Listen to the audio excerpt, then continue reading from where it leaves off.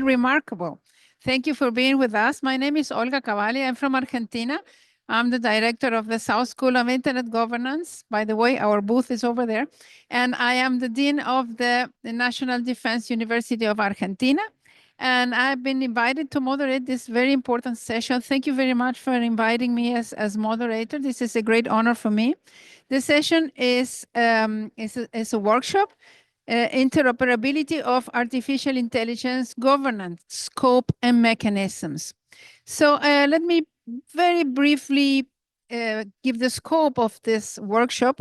Interoperability is often understood as the ability of different systems to communicate and work seamlessly together. This is the concept that we all have about interoperability of different systems, software, and machines. But the IGF policy network on artificial intelligence, also called PNI, definition of interoperability in the 2023 report is slightly different. I think it's more broad, which is very interesting. The report, this definition includes the ways through which different initiatives, including laws, regulations, policies, codes, standards that regulate and govern artificial intelligence across the world could work together in legal, semantic, and technical layers that become more effective and impactful. This reminds me of the definition that was made by the WIGIC about internet governance. That was a broader definition of internet governance, not only the technical identifiers and the technical coordination. At the same time, development and uptake of artificial intelligence systems are proliferating. We are using them all the time at unprecedented pace and across sectors. A concerted effort in governing artificial intelligence is vital to harness the opportunities while remaining the challenge and risk as a result of new technologies. We all are working on different regulations in different countries and regions. As artificial intelligence is increasingly embedded in our society, it is critical that global governance frameworks encourage interoperability to promote a safe, secure, fair, and innovative artificial intelligence ecosystem. So finally, interoperable systems and interoperable governance frameworks that effectively address the risks and impacts become really imperative. This is why we are here with a group of very distinguished panelists that I will introduce them now. We have Dr. Yin Chang Qing. She's associate professor from Beijing Normal University from China, and she's also co-leader of the IGF Policy Network on Artificial Intelligence, PNI. Thank you for being with us, Yik. From remote, we have Mr. Poncelet Nyeleki. I hope I pronounced it correctly. He's the CEO of Yoko Labs, Banjul from Gambia, Africa. Oh, are you here? Hello. I can see you. We have Mr. Sam Dawes. He's Senior Advisor of Oxford Martin Artificial Intelligence Governance Initiative, Oxford University, United Kingdom. And also he's the Director of Multilateral Artificial Intelligence. And we have Dr. Xiao Chang. She's Deputy Director of China Internet Network Information Center, CINIC, and Deputy Director of China IGF. And we have Mr. Mauricio Gibson. Mauricio is Head of International Artificial Intelligence Policy, Artificial Intelligence Policy Directorate, Department of Science, Innovation, and Technology from the United Kingdom. So welcome all of you. Thank you. And also we have a very, very big audience, which is fantastic. And we have to deal with this noise and sound thing, but we will manage, don't worry. And also, we have a discussant that she will give us her input at the end of the interventions of our panelists. Dr. Neha Misha, she's assistant professor from Geneva Graduate Institute, and she's in Switzerland. So we will organize our workshop in this way. We have 3 policy questions that will be answered by our distinguished panelists. And then we have some comments from Neha from remote. And then we will open the floor for the intervention of our audience. So I will post first the first policy question to our distinguished panelists, which is about understanding the interoperability of AI governance. So for the panelists, what is your understanding of interoperability And what are the most issues that need to be addressed at the global level? And what are the obstacles? I don't know who would like to start responding this question. I won't put you on the spot. Okay, welcome. Yeah, the floor is yours. Thank you, Olga. So I speak on behalf of the PNAI because I'm the co-leader of the subgroup on the interoperability of AI governance. So from a PNAI's point of view, so as Olga mentioned, so we take a broad understanding of the interoperability. So we particularly look at legal, semantic, and the technical layer of the interoperability because we identified that the most important layers in terms of interoperability. So we also look at how the law, regulation, policy, code, standard across a different part of the world, the world can work together and address those problems, those important problems at a global level and make it more effective and impactful. So in terms of a global issue, we would recommend to address in the short term or the medium term. There's several of them. I think the most important is AI models risk categorization and the evaluations. I think most of the country will agree on that. But we have a different approach in terms of the categorized risk and also evaluate mechanism. The second one, we identify liability, the liability of the AI system. And the third one is the risk of the AI training data. So we know that the AI system depends on the data they use to train the AI. So the risk of the training data is the third issue we think is important to address globally. And the third one, the last one is the technical standardization, the alignment of the technical standard, and the regulatory fragmentation and the divergence requirement. So these are the global issues we recommend to focus on. So what is the major obstacle? The major obstacle, first of all, we identify is the geopolitical tensions, the tensions between different powers in the world. And the second one is lack of the trust among different countries, regions, and even the countries. And the third one is unequal distribution of AI technology and the maturity of their policy making. So we see different AI technology power, they have different power dynamics and the maturity of their governance. And the third one, that is about AI interoperability policy. Because we see a lot of the national, regional, international interoperability policy, but they have a different principle, values, objectives, and the priority. I think that's all for me. Thank you. Thank you. Thank you very much. That was very interesting, especially following the comments in the open ceremony about the difference between the global south and the north. Sam, you want to also tell us about what is your understanding about interoperability? Thank you very much. It's a real pleasure and privilege to be here. I wanted to commend Yik-Chan Chin and the others for a wonderful PNAI report on interoperability. Building on her comments, I would add that two areas I think that we need to additionally focus on. One is we need an interoperable global approach to the sustainability of AI. So AI and energy demands are set to grow with increasing multimodal inference with the use of IoT data and with agentic AI. So we need interoperable ways to measure, to track, and to incentivize better energy and water use of data centers of chips, algorithmic efficiency, and data sobriety.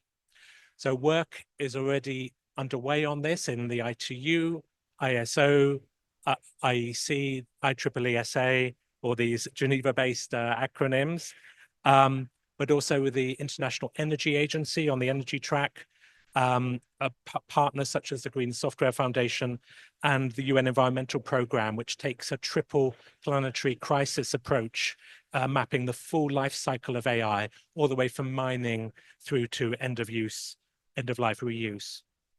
We also need international scientific collaboration for AI's positive climate contributions for example, in new materials research, in solar PV and batteries, and climate weather monitoring, modeling through digital twins.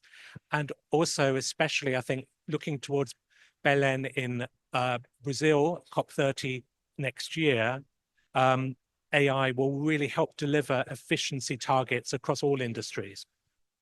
So what are the obstacles to this particular issue area? Well, building on Yik Chan's remarks, national security and economic competition factors are significant. We've seen US export controls on high-end chips on China, and in return, China restricting gallium, germanium, antimony in response. Countries then race to acquire high-end chips, detracting focus from building interoperability on sustainability approaches.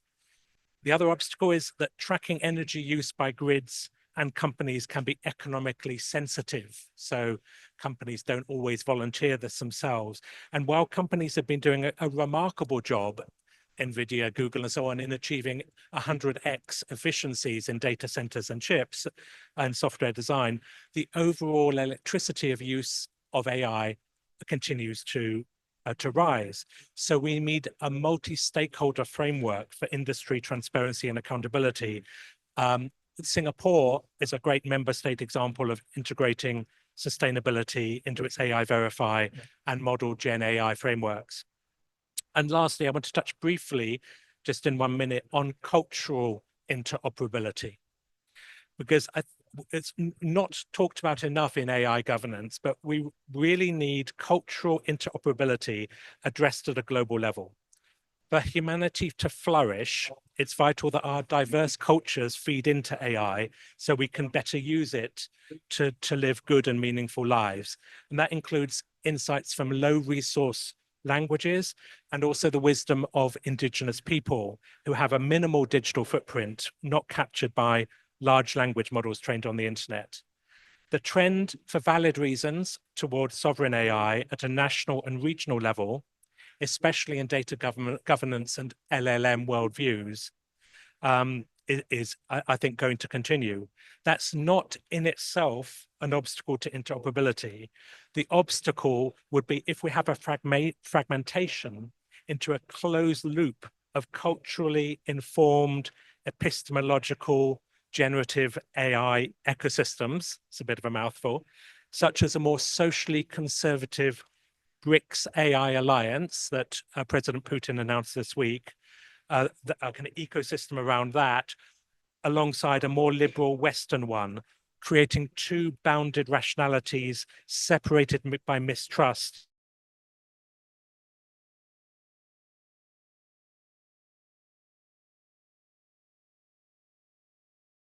About sustainability and the and how that affects our environment. So because we use technology, but the technology has impact in the environment. So that's very interesting. And also what you mentioned about the society and languages. Languages are my hobby, so I commend you for that comment, and I commend you both for being so respectful about the time responding the questions. So any comments from Ichan or Mauricio? Yes, please. What's for you interoperability? Yeah, people hear me? Yes. Yes, thank you all for having me. It's a pleasure to be here. So I'm gonna build on what everyone said, and it's really helpful insights here, but give it a more sort of practical government application perspective. So I think recognizing what people have said, I believe that, you know, there are innately going to be those different government interests, which at times will compete, but I think seeing how interoperability can happen is looking at the sort of broader areas where there are opportunities for cooperation and recognizing and honing in those particular areas, and also looking at how we can plug the gaps and continue to build on those areas where there are gaps, and sort of work towards that further progression of coordination. And I think a lot of that is sort of building those foundations and building blocks of what are the core principles that we're starting to see across different governance work streams. And I think, you know, that doesn't necessarily mean to be harmonization, but just really like building on that, because there will be the regional and domestic variation, and just, working on that gradually is a fundamental element of it.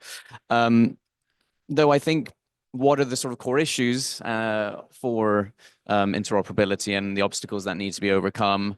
I think, yeah, echoing what everyone said here, but also I think thinking more broadly about the sort of technological advancement of AI. And, you know, we're hearing a lot more about not just Gen AI, but agentic AI and the many challenges on governance of this, not least because of the nature of who is responsible building on liability there.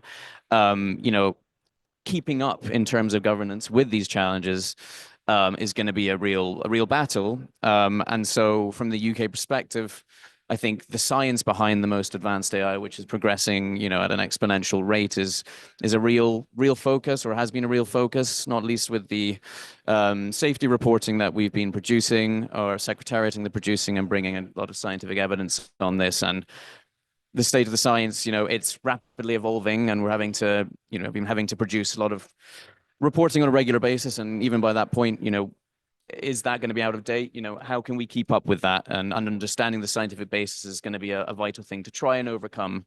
I think the other thing is building on what people have said as a sort of capacity building element too. You know, I think there are differing understandings in different environments. The digital divide is so significant, and given the advances in technology, we, you know, supporting policy officials, civil servants, public sector, and all, you know, everyone to support their AI talent uptake in all sort of parts of the world will help an understanding of how they can engage in the governance process at the international level and in their own domestic system too.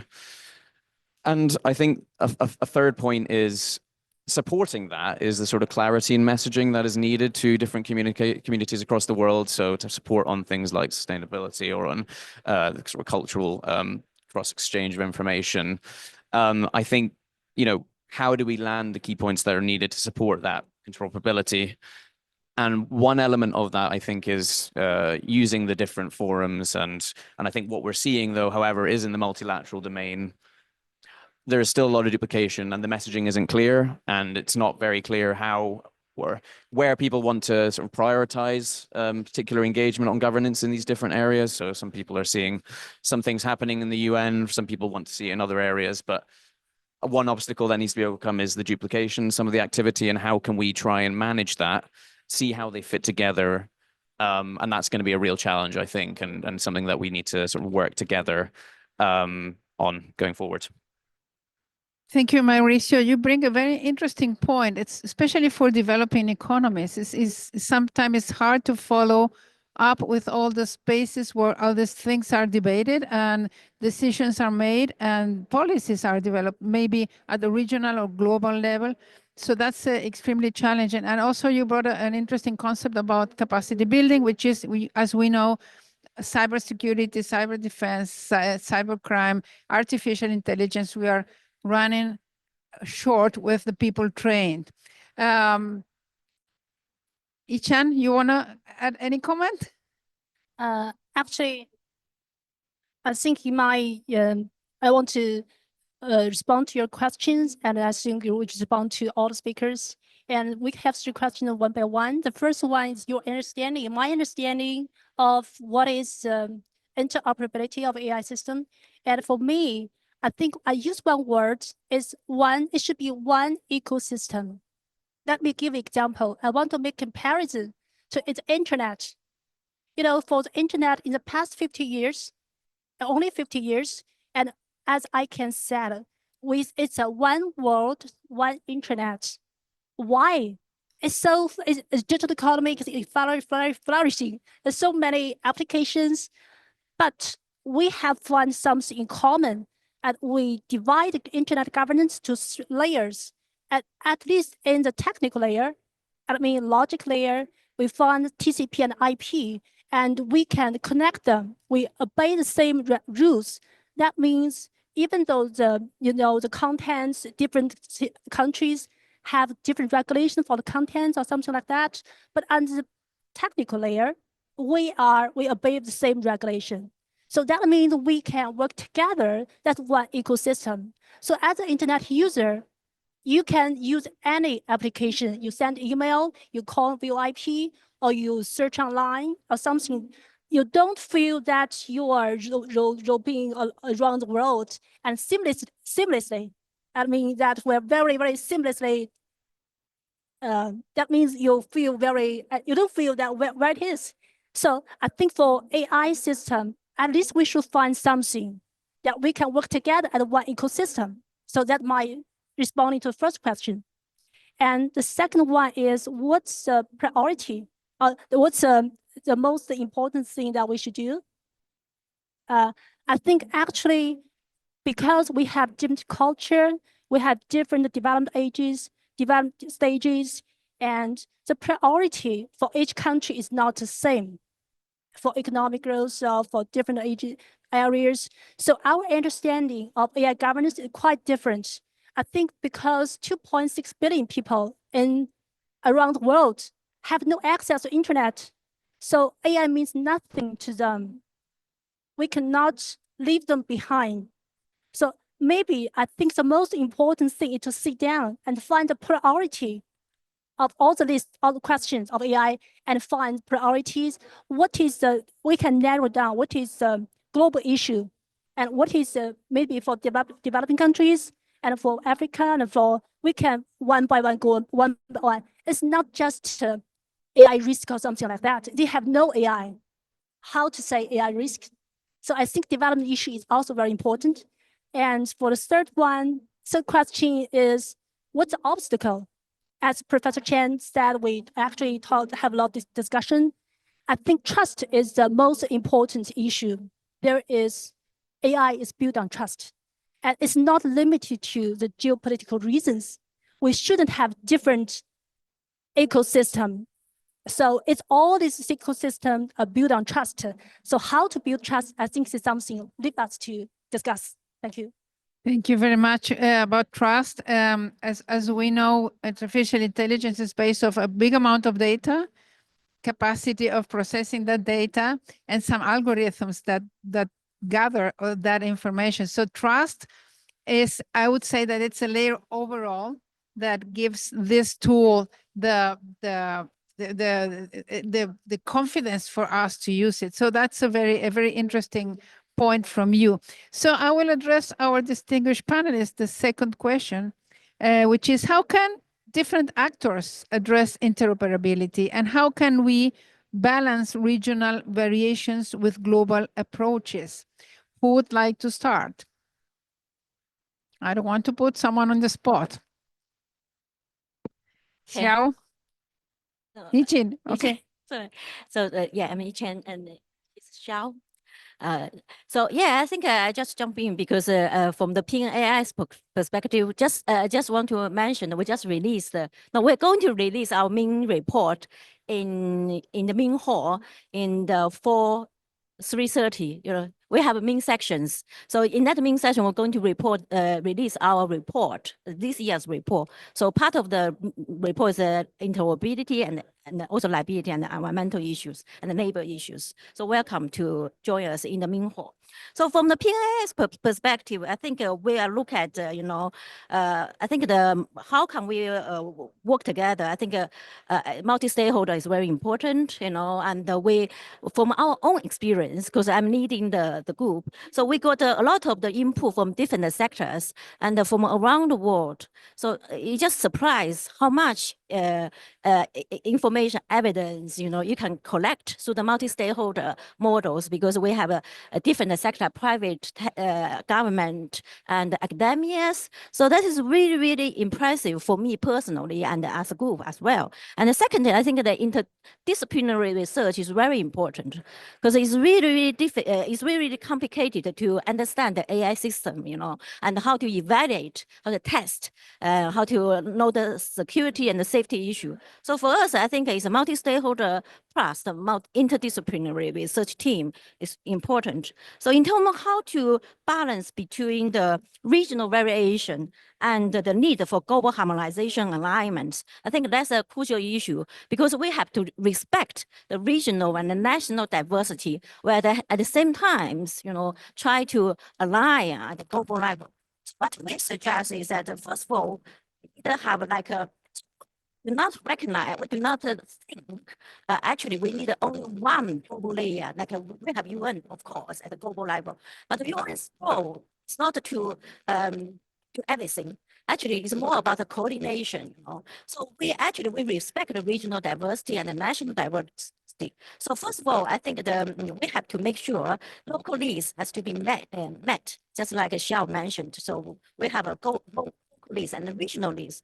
Then what happened at the next level? So it's bottom up from a community, from national. Then we have a regional initiative. We already saw so many regional initiatives like in Latin America, African unions and Asians, and of course EU, So we have been seeing all these regional initiatives. But what we need to do in the end is how do we coordinate and link all these national, regional initiatives to the global level. So that's what we need to do in terms of interoperability. So there's a way we can do this. The first way we can use so in our report, we identified some existing very effective mechanism to do the global interoperability. For example, like we talk about UN as a multi-stakeholder platform for us to negotiate and communicate. So this is one way we can have some policy dialogue. The second one, dialogue. The second one, we can think about international collaboration in terms of the AI safety governance. So we have a good example set up by the UK government in terms of the test and verified AI safety. And then there's many AI safety institutes already set up in Europe and also in Japan, in US, even in China. They're going to we have a regional one. We do not have a national one.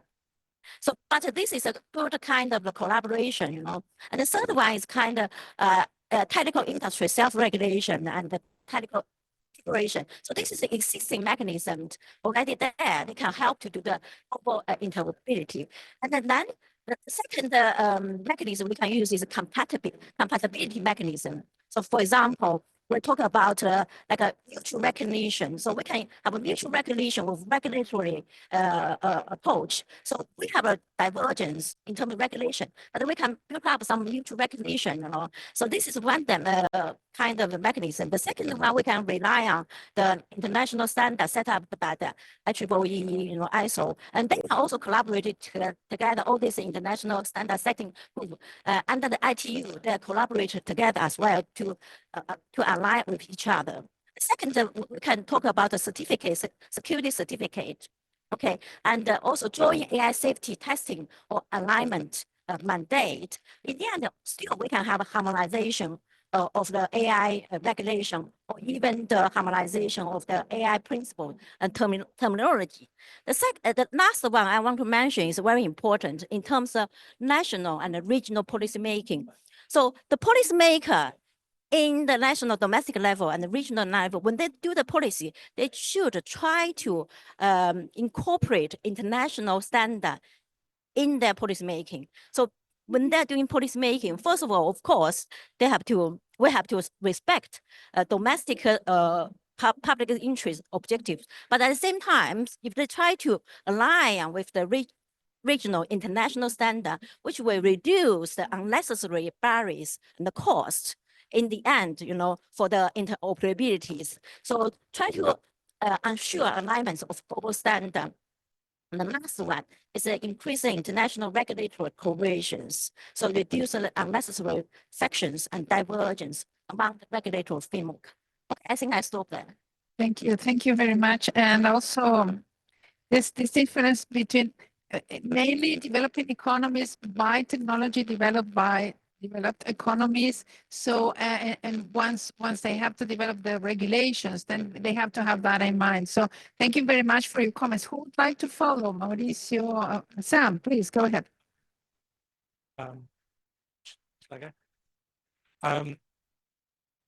Building on Nick Chan's comments, regional approaches reflecting diverse cultural approaches and interests is not in itself a bad thing. It's inevitable and I think can be very positive. But policy interoperability can be more difficult once nations have enshrined their approaches in law or in negotiated regional agreements. At that point, tools like international crosswalks, other tools remain valuable to determine docking points and to clarify taxonomy and language differences. But in the future, I think we can do better in two ways. And I've tried to think creatively about this question. First is to start earlier. So start earlier in understanding the nascent approaches of other regions at the same time that we draft our own national and regional approaches. Those of you familiar with UN negotiations, negotiating UN resolutions, know that once a region has negotiated a common position, it's very hard to unpick it in the face of criticism or objections from other groups. So sometimes just being aware of the key concerns of other groups can allow subtle changes in language or in framing rather than on substance as we elaborate our own position, which then aids interoperability of approaches later. And I think we can consciously use the 4 tracks coming out of the UN Digital Compact and the HLab so that we can use them for early iterative knowledge exchange through policy dialogue, through standards exchange, through scientific convening, and through capacity building. The other sort of area I thought we could be creative with is using cross-regional forums. So forums that have at least one member state from more than one region for lesson learning to reduce regional siloing of AI approaches.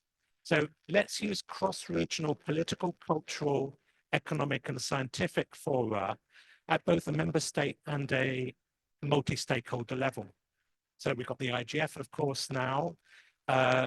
Other examples, the Organization of Islamic Cooperation, the DCO that Saudi Arabia leads, the Digital Forum of Small States, Singapore leads, CISA in Central Asia that Kazakhstan leads, the Arab League, the Shanghai Cooperation Organization, the CIS, the Organization of Turkic States, OECD GPay, BRICS and the Belt and Road. All of these have a contribution. And also, we mustn't forget the role of the International Science Council, the ISC, and national academies. I think those are vital, especially since 2 or 3 years ago, the ISC embraced the social sciences as well as the natural sciences. And I feel strongly that psychologists, economists, and social anthropologists have important insights into how human behavior can be an obstacle to policy interoperability approaches. So we need them at the table. And then lastly, the network of AI safety institutes can also play a potential cross-regional interoperability role. But I would say only if it can broaden its membership and its agenda to widen its relevance to the Global South. Thank you, Sam, and thank you for naming the examples of interregional spaces of debate, because I was going to ask you, but you already mentioned that. I will think about something for Latin America, or maybe we can talk about that later. I would say CPLP for Latin Okay, thank you for that. And who would like to follow? Please, Ichan. Well, I'm Michelle. I can add something. Well, I definitely agree multi-stakeholder engagement is very important, but I think the AI governance should be multilateral oriented. So I think I'm a little different from the two, but we find something common. Both multi-stakeholder and multilateral engagement are very important, but AI governance is very different. So I still want to make a comparison with internet governance. You know, when internet just happens, something happens, it's not harm, it do not harm, no harm normally.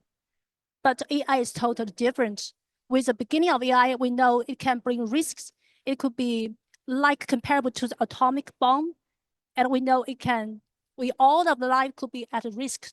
So it's definitely because it could be using a weapon in the military, or because of lethality or something like this. So it's totally different from the internet. It must be the country-oriented. So I think the multilateral is very important. The engagement of the multilateral, they have resources. It's not something technical problem. It's something of the legal. It's something understanding of the AI, what it is, and it's a harm it could bring. So normally, of course, multi-stakeholder engagement is very important, very important. But multilateral is definitely should, because they have the resources, we have the action to take. So I think the both of the two sides are very important, and it's totally different from internet governance. Thank you. I think you bring a very interesting point. So when you mean multilateral, you mean governments talking to governments? Is that the idea, like United Nations? And the interaction that you mentioned with the multi-stakeholder spaces, I think that would be the ideal way to work, because governments have a special role in taking care of economy, security of the country, ordering the laws, and all the environment. So very, very interesting point of view. Mauricio, you want to add something? Thank you. Yeah, I mean, just building on what Xiao was saying, I think, and what you were saying, Olga, about the role the government can play, giving that government perspective here, we can convene a range of different stakeholders, using that interaction and engage at these spaces to really understand the issues that are being reflected by different stakeholders and help funnel that into action and policy domestically and internationally. I guess that's a useful conduit that we can provide in delivering the needs of the stakeholders. Building on what you were saying and others were saying, I guess, there is the resource question, there is the resource that governments have. And I think building on, what I was saying before, again, about capacity building and the particular role governments can play by using that resource. So we can point to a UK-led AI for Development program where we've invested almost 80 million, in AI for Development programs in Africa, now increasingly in Asia. And a lot of that can go into skills and to compute. And that's a clear example of where we can really leverage the resource that we have to support what's going on the ground. Further action on sort of upskilling and governance is a key component of that too. Not least, I think, in many areas. And I think particularly on safety, I think it's an area that we're trying to use our resource, our experience in convening safety institutes, using the AI safety summits to really highlight to a wider global audience about all the safety components and risks that have been mentioned by my colleagues here. I think a second point is also sort of the better communication of the key tools that support things like interoperability in the private sector. So, practical examples I can give. So we've got the UK, so we funded the AI Standards Hub, which is an international networking mechanism that can help socialize technical standards across the world and bring together different industry and a multi-stakeholder environment to really talk about these particular areas. And I think by having those conversations, that can really bring to light a lot of the really areas that might come across as a bit difficult to access in the sort of standard setting community to a wider audience. We've developed sort of AI Management Essentials as well, which is a self-assessment tool to make sure that if you're a business, you can support assurance, support the trustworthiness, developing things in line with policy making, policy principles that might be of importance. So like transparency, accountability, things like this. But then, thinking back to, I guess, the sort of public sector adoption element, how can we support and communicate to the public sector ourselves and really enhancing the processes for enabling them to really build the uptake on a lot of this too. And I think with that, going a bit more deeply or a bit broader actually in terms of implementation, so of obligations, like, we can talk about interoperability in terms of the important principles that we might share, but it's how do you help implement that in practice? And I think there's a role for governments to support those mechanisms, working with regulators, ensuring that there is the necessary support and guidance and upskilling for those who are working domestically to look at the international activity and bring it to the domestic level as well, and translating the things that are happening at the international level, which we're working together and doing that domestically. I think a particular example also in sort of the more advanced AI front is the work that the G7 has been doing on sort of the Hiroshima AI process, which is looking at codes of conduct for advanced AI. OECD is looking to implement that, and there's a case of like monitoring and keeping that going and a regular assessment of what's going on to help implement obligations. And then I guess also like how do we strengthen the foundational principles? So looking at what we were just talking about, so reinforcing whilst we're implementing, it's also important to like bring to light where those overlaps are with other areas. So I would give a practical example of recent engagement. So we've sponsored an OECD and African Union dialogue. The second one took place in Cairo a month ago. This was a really positive space where there was workshopping on an African Charter for Trustworthy AI. So what was looked at was a range of different governance mechanisms and tools, including the OECD AI principles, which looks towards interoperability, as well as the UNESCO ethics recommendations. Bringing all these together and looking at how we can draw on different things to support new work that is happening in the African environment. And we want to sort of continue with that work and help support it. So it's kind of strengthening what's out there, bringing those things together and helping that communication and using the resource that we have to help support it is a really key thing. And finally, on your second part of your question about the sort of regional disparities and bringing that together in the global environment, how do we do that and getting the balance right? So the OECD African Union is, a combination of two regional activities. Bringing that together is a really helpful example. Another example is this year we adopted and signed the world's first AI treaty, which is the Council of Europe on Human Rights, the Rule of Law and Democracy.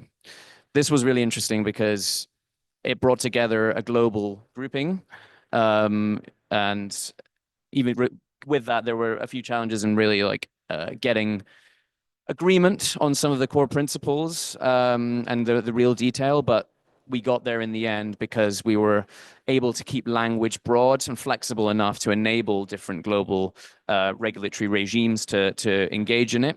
And I think that's the key thing. So obviously, whilst it's a legally binding treaty, enabling space in text to support regional variation is going to be really key in getting that balance. And I think that's something that we have to sort of continue to recognize whilst we work towards interoperability and move and progress in the sort of evolution of discussions in this space. Thank you, Mauricio, for these very good examples of cooperation. And I love the Standards Hub. I like very much that concept. All the internet is global, it's based on standards, as you were mentioned at the beginning. So I think that agreeing on global standards is the key to have a global understanding of anything. So thank you very much, Mauricio. And now I will share the third question. And thank you, all of you, for being so respectful of times. Some of you took a little bit more, but some others a little bit less. So it's a good balance in between all of you. And so the last question for you is, the role of the United Nations in global artificial intelligence governance. What role should the United Nations play in tackling the artificial intelligence governance? Who would like to start? Sam, please go ahead. Thank you very much. Before that, I just noticed that Poncelet from Gambia has disappeared from our screen, and it would be valuable to get an African perspective. You're there, great. So yeah, make sure that he's still accessible. Great, good to see you. First and foremost, the UN can help build trust to gender interoperability. So this is very much building on Xiao's point. And trust is not a fixed constant. It's based on regular interaction. So people-to-people contact, which is why IGF is of such value. It's based on attitude. We need to approach this issue with empathy, with approaching knowing the other with curiosity. And trust is built on experience. So a track record of cooperation through predictable tracks. So we can begin by an integrated global implementation of the 2 UN General Assembly resolutions agreed by consensus this year. One proposed on responsible AI by the US, co-sponsored by China, and the other proposed by China on AI capacity building, co-sponsored by the United States. And both of those are guided by, again, universally agreed UNESCO recommendations on ethical AI. So I think that is our foundation.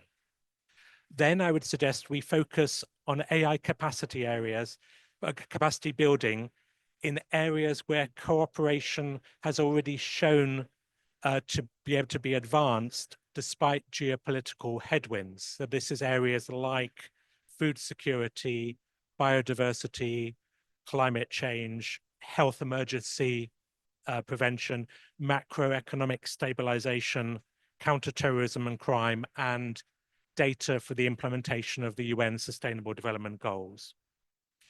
The GDC and the HLab on AI have given us a good roadmap.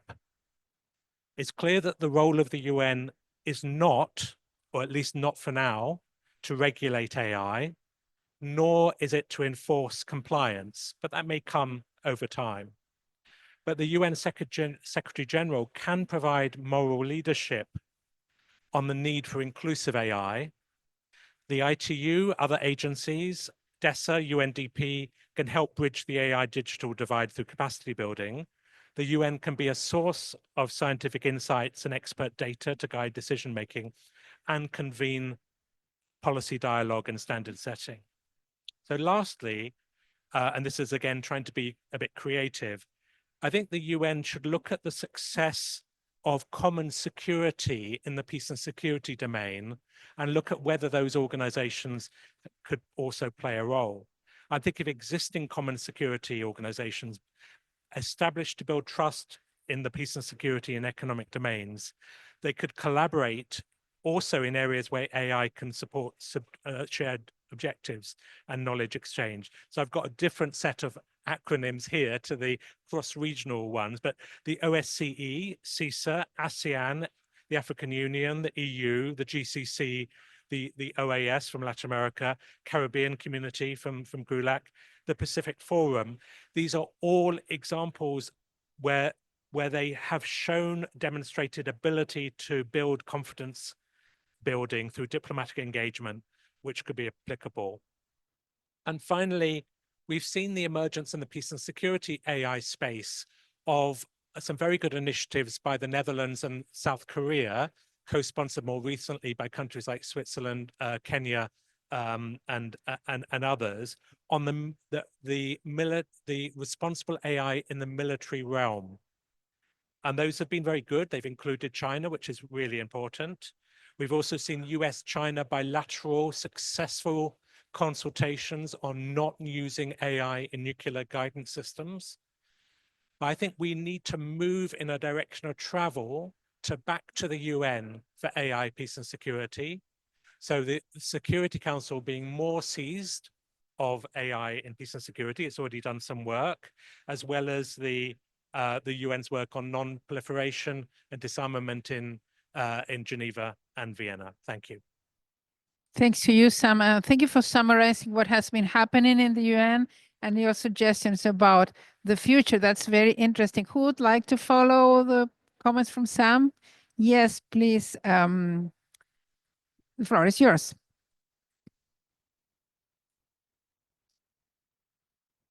Thank you, Sam, because we know he's an expert in terms of UN. Okay, so thank you very much for your comment, very insightful comment.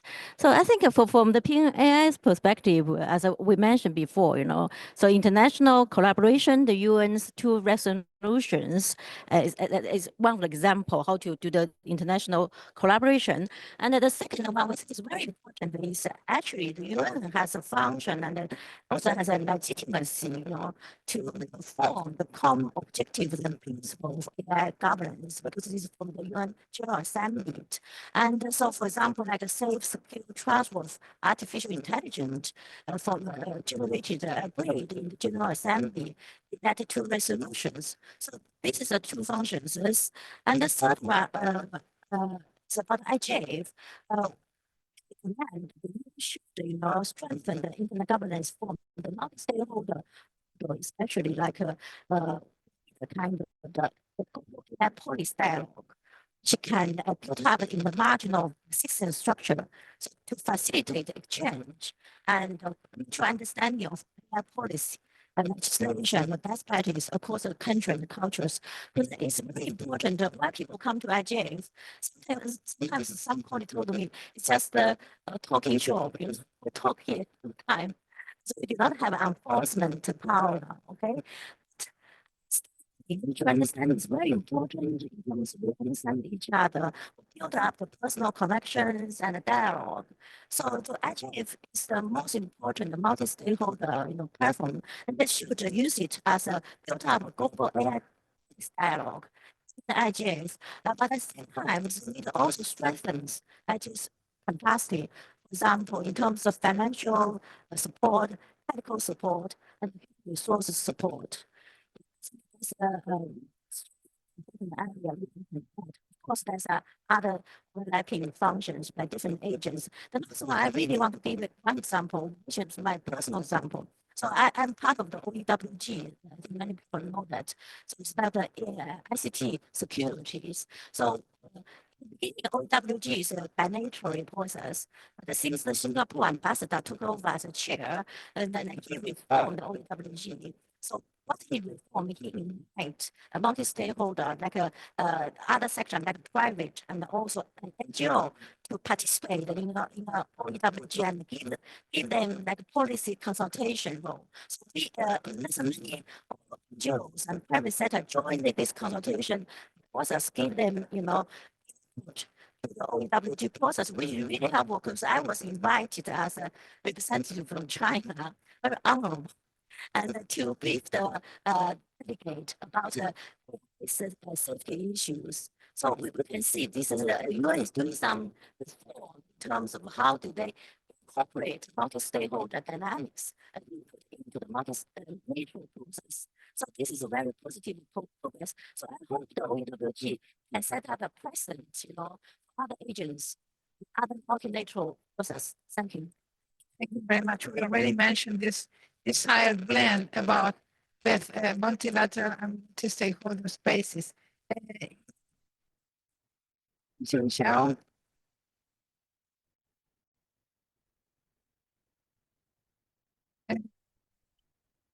Something.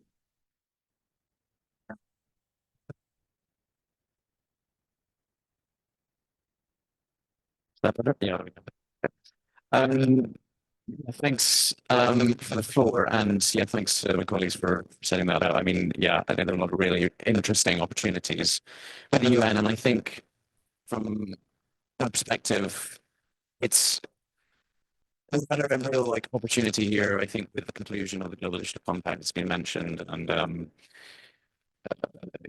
there's an opportunity, I think, for us to really capture the opportunities that are presented with the UN's convening power, bringing every country and a range of stakeholders together through environments like this to really highlight potential of cross-cultural information exchange and sharing and building that mutual understanding. And I think really highlighting and reinforcing the points that you were saying, Chan, about the building that understanding is, I think, really fundamental to the value add here in the UN environment. And I think the one thing to sort of clarify is because of that fact that there are so many different UN bodies and agencies, I think it's really important to reinforce the importance of complementarity, coordination, the role for the UN to not duplicate, but highlight where it has those different value adds depending on each relevant agency and activity that is going on.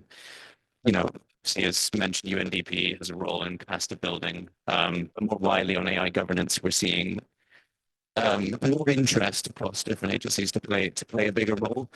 But I think what we need is coordination, and an understanding through each agency what exactly is needed to be delivered on the ground, giving that practical benefit, moving away from just conversation about the principles on interoperability and coordination between these, but actually supporting coordination on the ground and delivering actual benefits to those communities who are most acutely feeling the digital divide as well. I think just one of ways of actually delivering on that, looking at what you mentioned, Sam, about the sort of global dialogue on AI governance, which is one initiative. which has been proposed through the final Global Digital Compact text, and which is just about to launch in terms of negotiations for the modalities of it. I think it's important that we really highlight the opportunity for sharing information in these forums and actually building that understanding somewhere like this, highlighting the different initiatives that are around, reinforcing those points about these are the actions that we are doing, how do people can understand that, bringing those together. And there is a role, for the IGF to be considered. And it's interesting you mentioned that, and the role of the OEWG, we need to consider these in these next stages of thinking about that. And I think on top of that, it's important that we don't, create too many things. It's meant to be in the margins of existing conferences. How can we leverage those existing activities? The ITU AI for Good Summit. There is the UNESCO Global Forum on Ethics as well. How can we work together on these? And then you also mentioned the sort of scientific panel on AI, and so the UK is very interested in this because we produced safety reporting, so on advanced AI risk, which is form of an expert panel, leading scientists synthesizing research, and I think there's a role for this. And the role for the UN to really highlight and reinforce a lot of the research that is out there and bring it to a wider audience so we can support that inclusivity in terms of the understanding of science and actually move forward when you have that understanding of science. But I think, again, it's ensuring these are clear and grounded in scope. The scope is clear, the mandates are clear, so we don't get into a situation where matters are muddied. And that is also reflective of what a lot of people here are talking about, the WSIS process. There's consideration of the role of AI in this process, but we need to make sure that there's effective coordination so it actually best delivers for people through effective AI governance. And just the final thing to underpin a lot of this is, as mentioned before, there's differing approaches. There's technological advancement that is moving so quickly. It's vital we stay alert to the need for agility in AI governance and flexible approaches that can adapt to different developments in the world. I think at times the UN might not be the quickest moving institution and the system not the most quickest moving, but we need to recognize that we need to keep up with the advances in technology, and that's a fundamental thing as well. Thank you, Mauricio. I like the concept that you mentioned about the United Nations being the point of spreading information to other countries that are part of it. Ishan, the floor is yours. Echo the speaker said, I totally agree that UN, the United Nations, is the best place.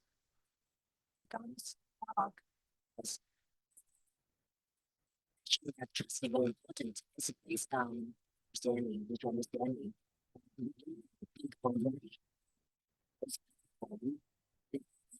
Some successful experience in globalizations like disarmament, climate, security, and also I think something totally different. It's actually part of digital transformation of the economy and society. It should not be something very individual thing. It's not a single thing. It should be interact with all the digital, all the economy, society, the system. So I think this provides the best place for us to dialogue. And I can come here, but I don't have the energy, resources, and budget to go anywhere. So I think I can come here once a year for IGF, for example. And also, in the UN system, not only countries here, but also you have IGF, it's a monthly program. So 10 years. Resources, and we have PA, we have to making up and this should continue. Because the GDC has something foreign tasks, and I believe that IGF could carry some of the tasks and should be the main track. Thank you. Thank you very much, and for this sort of combination of United Nations and IGF. Interesting. President, we have not forgotten you. So I will give the floor to you now that our distinguished speakers here on the in the room have already answered the questions. Would you like to comment about the 3 questions that we have talking about? What's for you interoperability? What's the role of the United Nations, and how different actors could interact to work on this very important issue? And welcome, the floor is yours. Yeah. Thank you very much, Olga. Thank you to all the speakers, Mr. Chin and Sam and Mauricio. And I would like to say first and foremost that we've seen all the 3 questions that were asked. All my colleagues and speakers talking from a PN AI perspective spoke about the 3 key pillars of what we are talking about in terms of measures, tools, and mechanisms, in terms of interaction and interconnection, and in terms of communication and cooperation. And I will want to focus, coming from the global South perspective, I would like to focus on the communication and cooperation part. You know, I have to be a little bit biased here. And I'll say one thing that guides me in this is for us to remember that at the end of the day, we have in September the governing for AI for humanity by the UN AI advisory body. And one of the key recommendation was about the setup of an independent international scientific panel on AI, which should be multidisciplinary. We also have issues that I feel that some talked about them, and one that was very key for me, if I relate it to recommendation 1 of that UN advisory body report, deals with producing quarterly thematic research, which will help achieve the SDGs. And when we look at whether it's climatic issues, when we look at poverty, these are things that AI can be used as an enabler. And we have to remember that at the end of the day, we want people to have inclusivity. We want public interest to be well represented. And within the policy network for AI, we try to look at things from that perspective. In as much as possible, we have various stakeholders, but we try to look at the constituencies we come from. And that is why aligning it with all the regional initiatives, whether it's the African Union, whether it's the EU, is very important. But I think if AI can make a difference to us achieving the SDGs, we have gone a long way, where we build on trust and equity. Thank you.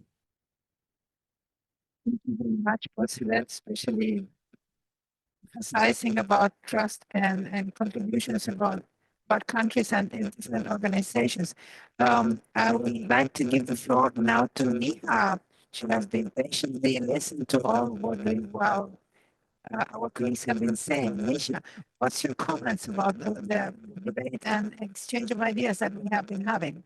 Thank you. Thank you very much, Olga. And also, I join the others in congratulating the PNI for the report, and I'm so delighted to be a part of this panel.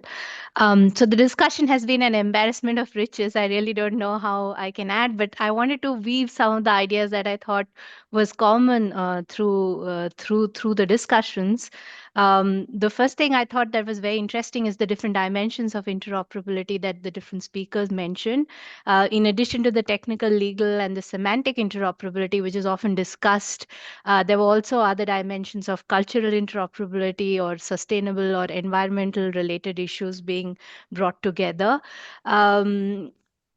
I think it was quite interesting when some of the governmental perspectives were shared, particularly how to navigate different interests of different governments to kind of figure out an interoperability framework that might be feasible. And also, I think here, from a practical implementation perspective, questions might be relevant in terms of thinking about whether it needs a more modular approach, whether it's something to be tested in specific sectors, how incremental it should be, and what the prospects of a multi-stakeholder approach are, because one theme that I thought was common through the discussion also was that multi-stakeholderism and multilateralism need to align with each other, and there can be certain tension points that need to be resolved. I also found it very interesting that a lot of the speakers, including Poncelot, brought this idea of the developmental divide, the AI divide, and there was a lot of very encouraging discussion on how to bridge the different gaps. I think one perspective I would like to add to that is that while it is great to think of capacity building initiatives, of more meaningful international regulatory cooperation, one should also be conscious about the limits of interoperability, in the sense that in certain scenarios, developing countries, least developed countries may not be able to participate in many of the interoperability dialogues. So to that extent, it is important to assess what are the areas in which we are looking for interoperability and how representative those discussions are. And while I fully encourage that it is important to have these open dialogues, to have more sustained technical and capacity building initiatives, this is an incremental, slow process, and developing countries should not lose their autonomy to decide how they want to develop their AI frameworks, given that it can have very specific influences across different communities. And that's why it was very important, I think, at the beginning to highlight the cultural aspect or the human layer of interoperability into the discussions.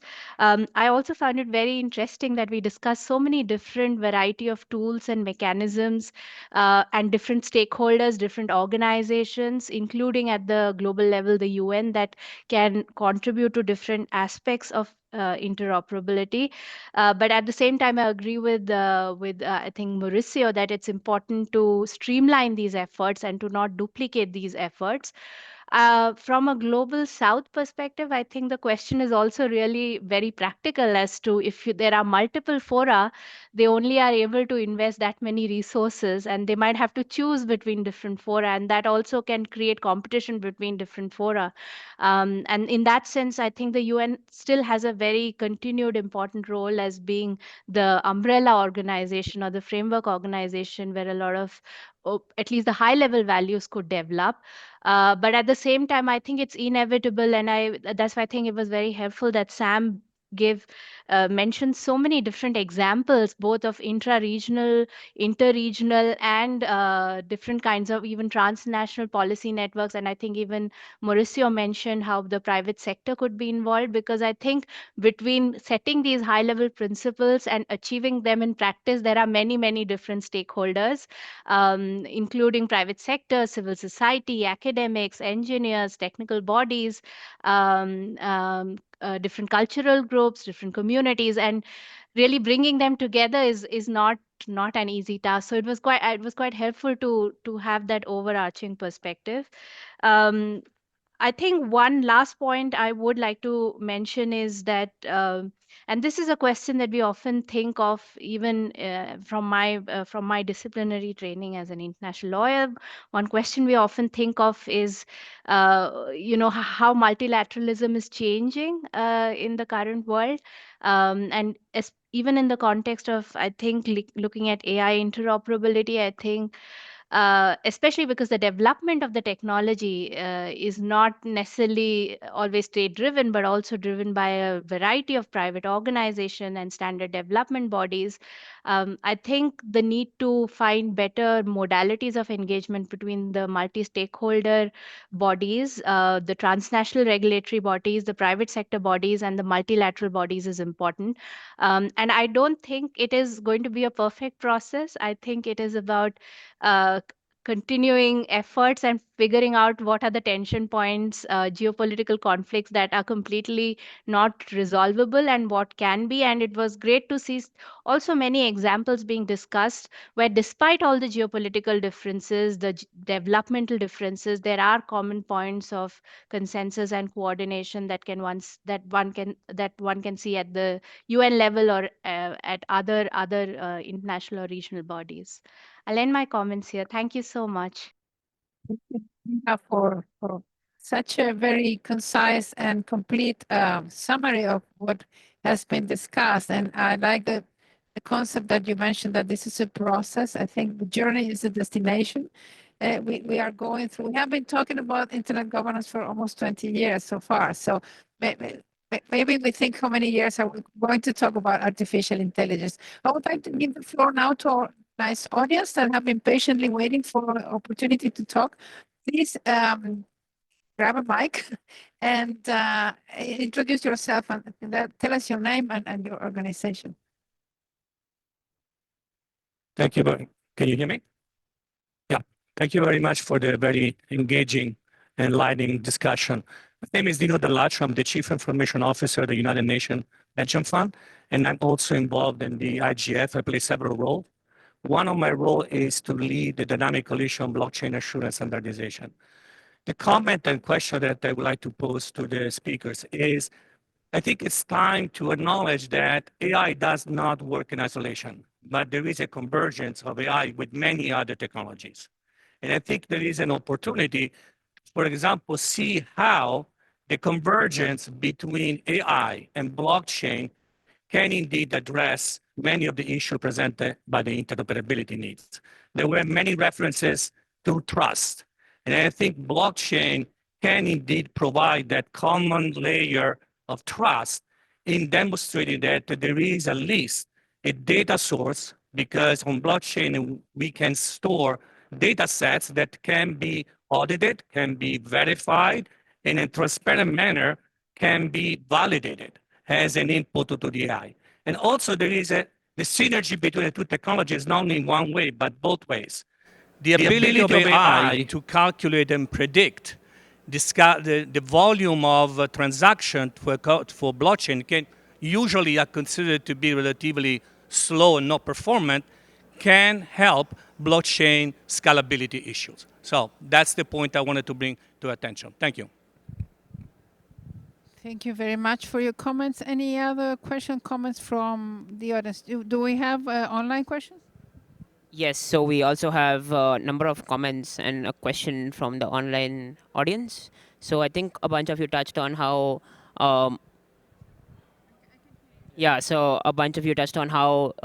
multi-stakeholder bodies such as the UN are, the point of information sharing, but they are ultimately, relatively slow. So what would you want to see in terms of improving them to address this kind of rapid pace of technology and to keep up with that pace?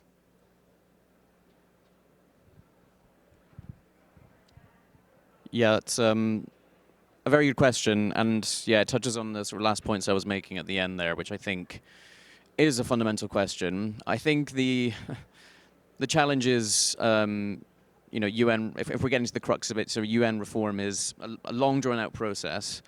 I think we'd have to think about these new stages of AI governance as we move to the next chapter of implementing the Global Digital Compact and WSIS, and consider what are our core priorities we need to work on to achieve that agility. And for example, with the scientific panel, we need to learn lessons and draw on the experiences of previous scientific panels that have been developed.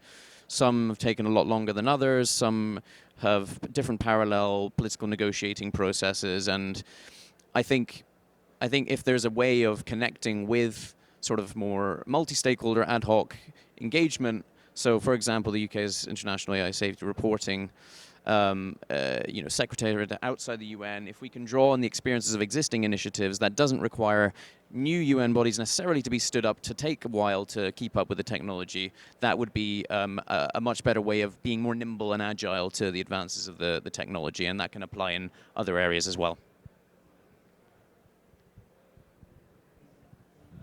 Another question?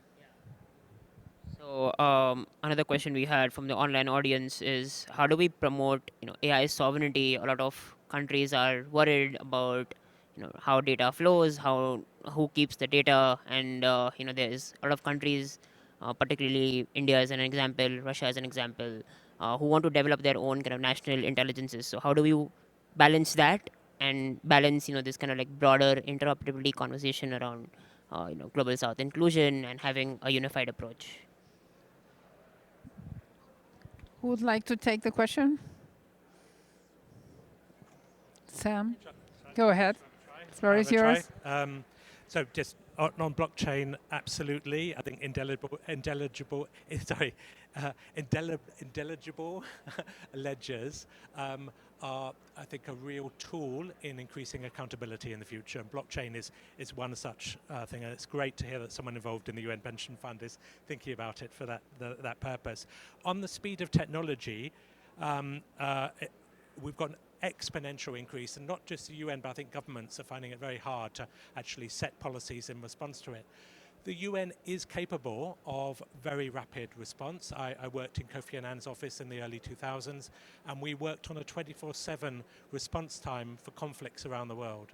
So if you look at the IAEA, the UN Security Council, the work of the World Food Programme and UNHCR in emergency situations, WHO in Ebola outbreaks and so on, we see remarkable ability to come to speed. But member states must want that capability.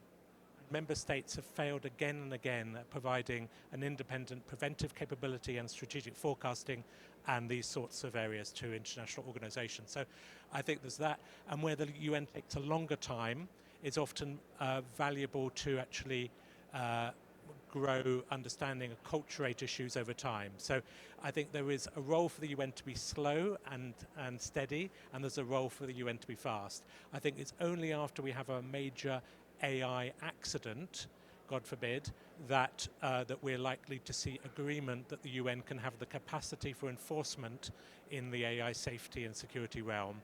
In the meantime, the UN will rely on each nation state's intelligence, military, foreign affairs, other resources to be able to monitor threats and challenges in real time.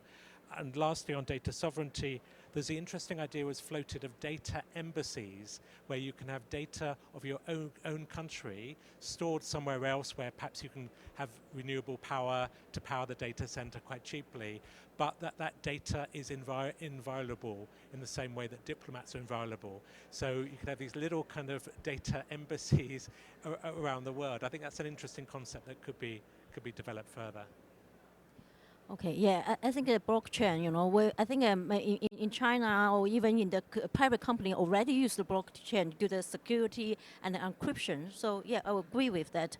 In terms of UN's role, I think just like Mauricia said, there's so many overlapping agents. So in order to streamline, they need to have a clear definition of each duties and reduce the overlapping. And I agree with Sam because I personally involved in OEWG process. I think the UN has a big capacity, collect and reach out to around the world, collect the information from multi-stakeholder, even bilateral countries, But the negotiation between states so slow, personal experience, very slow. So how can they speed up the negotiation process? I think that's a key. And in terms of sovereignty issue, AI sovereignty, my colleague have published a paper on that. So I think the thing is we need to figure out, as I said, what should be solved internationally, globally, what should be left for the individual country, left to their own jurisdiction. And this has to be discussed. This is a process. We have to reach agreement on that. Just like internet, some we have a core infrastructure, which is public good, even global public good. But in terms of the content moderation, which is left to the national jurisdictions. So we need to have common jurisdictions and at the same time national jurisdictions. Thank you. That's my comment. Thank you. Yes. I want to respond to the online question of the role of United Nations. Well, I think UN is not perfect and a lot of limitations, but it's better than nothing. And you see, I think always there is a balance between efficiency and fairness, and always a balancing. So I think what we should do, maybe we could call on the leadership in the AI era, because the leadership's awareness of what is happening is so important, and it should be AGL, something engagement, something like this. And also, what I should suggest is narrow down. We find some priorities on the UN agenda, on GDCL following, and find something priority, and we can focus. And step by step, I think the UN still could play a very important role in the AI era.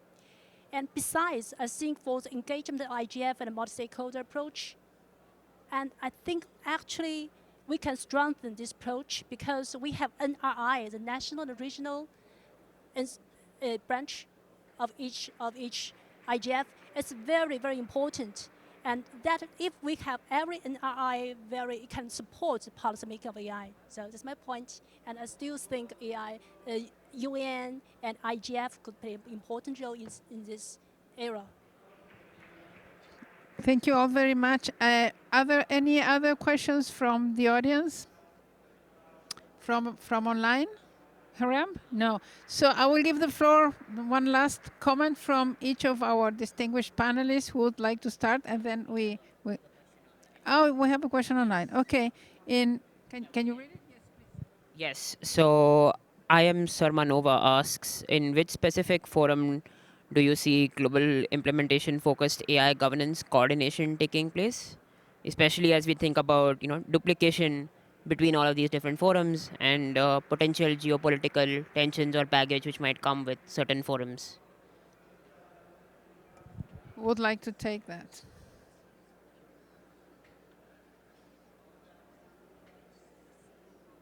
I think Shall I Sam, jump in? you're the expert, Sam. No, So I'm that's not, yours. I'm not the expert.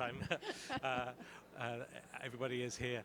I mean, I would say that the UN, being the treaty-based universal body, is the go-to for where we can to implement AI governance mechanisms. So that's the UN General Assembly, its 6 committees, and the tracks that the Global Digital Compact have set in train. And I think we're going to see wonderful synergies within and across those 4 tracks going forward. And I hope we can then bring in all the valuable regional, minilateral and national approaches into that. But the UN is only as strong as the willingness of its member states to cooperate. So the UN is great at the level of principles, but as I said, I don't think there's appetite among member states to get into regulation and enforcement. So we'll need interoperability, which I think is one of the purposes of this panel, is that reality. Thank you. Thank you, Sam. Yeah. I think I totally agree with Sam. I think UN, one of the reasons, I think a very fundamental reason is UN, every country have one vote. So it's equal, okay? Because no matter you are small, medium, or the strong nation, each country has one vote. So this is give the fundamental legitimacy and of the UN. We have an equal fit to participate. So yeah, so UN will, from PNI's perspective, you can read our report. So we support UN as the focal point for AI governance or dialogue, but the enforcement, is just like Sam said, how, where the each state give the power to UN, to at least laterally in terms of the safety issue, security issue, maybe we can give more power to UN for the enforcement. Thank you. I totally agree with EK. Thank you. Any comments from Mauricio Poncelet or Niha? Thank you very much, colleagues. I totally agree with all my colleagues, and I will encourage colleagues to read the subgroup report on AI governance in terms of interoperability and good practices that was led by my colleague, Professor Yixin, who did a fantastic job on that. It covers a lot of stuff. And no matter what happens, within interoperability, we have to know that public interest and inclusivity matters. And that will be my closing remark. Thank you very much. Thank you very much. Niha, any comments? Final comments? One thing we haven't spoken about at all, but I just want to add it to the mix, is that increasingly certain digital economy agreements are also looking at interoperability related issues and trying to find synergy between technical and regulatory interoperability. And that's something I want to add to the mix because we haven't discussed it at all. And I think there are prospects. I think there are prospects, especially at the regional level or between like-minded countries that sign these digital economy agreements. Thank you. Thank you, Niha. Thank you, Poncelet. We have 4 minutes. I would give the floor for the last we have more comments from audience? Any other questions from the audience, from online? Okay. Last comments of the 3-4 minutes that we have. I cannot read from from 5 minutes. I know. Okay. I think we have had a very interesting session. Thank you all very much. Thank you, Ichan, Xiao, Sam, Mauricio, Niha, Heram, Poncelet, and all the audience for being so patient and so active in participating in this very important session. Thank you for allowing me to moderate it. You want to say something? Please go ahead. I propose a group picture.